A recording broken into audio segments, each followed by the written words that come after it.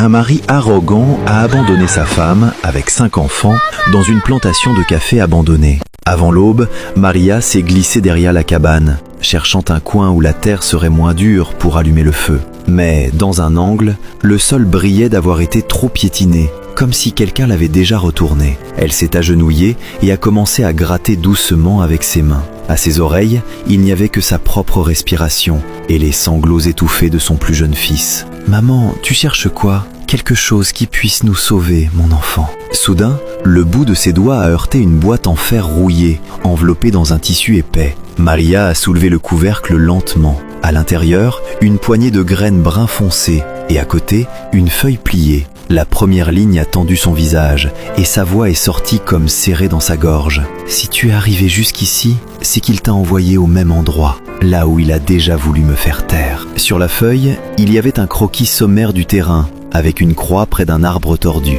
Elle a emmené les enfants, a ramassé dans un coin une vieille houe presque sans manche et a attaqué la terre dure, coup après coup, jusqu'à ce qu'un dong sourd retentisse, que le sol s'affaisse et qu'un mince filet d'eau apparaisse, faible d'abord, puis régulier. L'aîné a écarquillé les yeux. « Maman, c'est de l'eau, pour de vrai !» Elle a sorti un bol cabossé pour recueillir le filet et a fait boire les enfants à petites gorgées, avec précaution, comme si l'eau était un remède. Elle a essuyé la bouche du plus petit du pouce et a murmuré « Aujourd'hui, on ne s'évanouira pas de soif. Demain, on commencera à planter. » Au crépuscule, un ouvrier de passage a vu la boue humide et une trace de petits pas près de la flaque. Il est reparti en courant vers le domaine. « Monsieur Sapido, il y a de l'eau dans la plantation de café asséchée. » Sapido n'y a pas cru.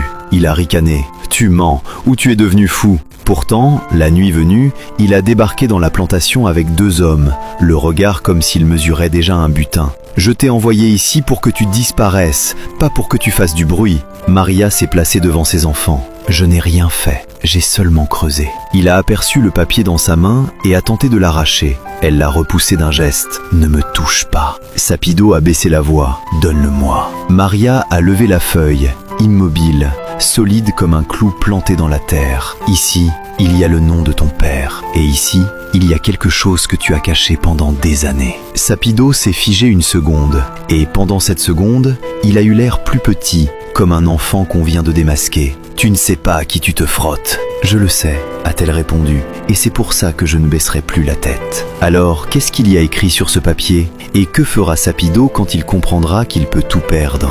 Écrit, 3e partie.